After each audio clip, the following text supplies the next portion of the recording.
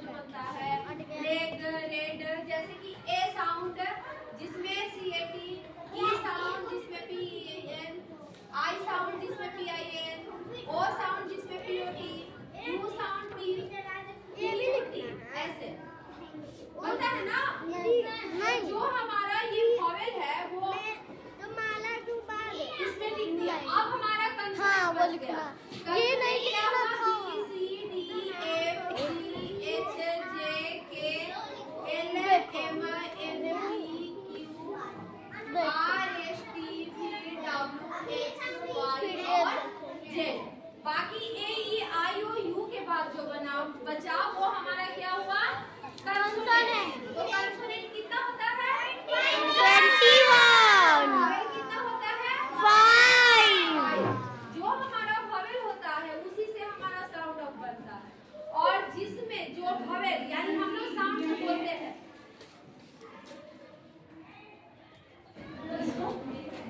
Sanju aunty नीचे। Sanju aunty.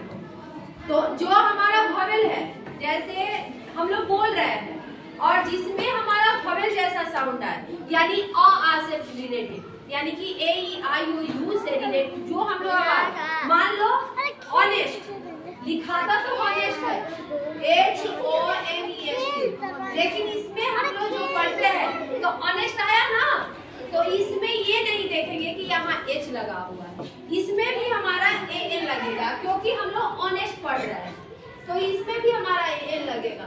अब यहाँ पे मान लो एप्पल लिखा हुआ है तो एप्पल हमारा क्या है? वॉवेल है, तो एप्पल में क्या लगेगा?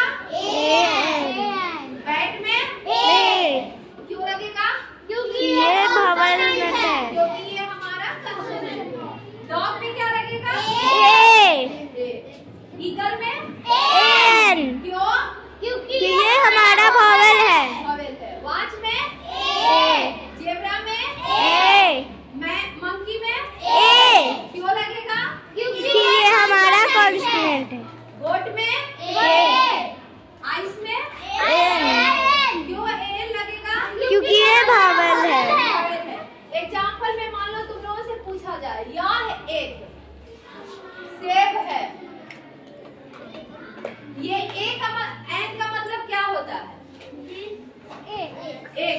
एक। तो अभी हम पूछ रहे हैं यह एक सेब है, मान लो यहाँ पे सेब बना हुआ है और बोला गया है कि यह एक सेब है, तो इसका ट्रांसलेशन करना होगा, तो कैसे करोगे?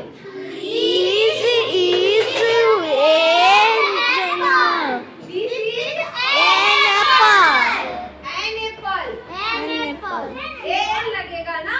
Yes ma'am. एक किसी भी एक वस्तु को बताने के लिए हम लोग क्या लगाते हैं? अगर वॉवेल रहा तो A और कंसोनेंट रहा तो वॉवेल रहा तो AN और कंसोनेंट रहा तो तो जैसे अब मान लो यहाँ पे एक वस्तु है तो तुम लोग A बता दिए, और एक से ज्यादा रहेगा तो मान लो एक सेब है तो N एप्पल बता दिए। अब यहाँ पे मान लो बहुत सारा सेब है तो क्या लिखोगे? एप्पल्स। मतलब उसमें S लग जाएगा। आए समझ में? एक वस्तु के लिए हम लोग आगे लगाते हैं A या फिर AN, और एक से ज्यादा के लिए लास्ट में S या ES लगता है। ठीक है? आया समझ में?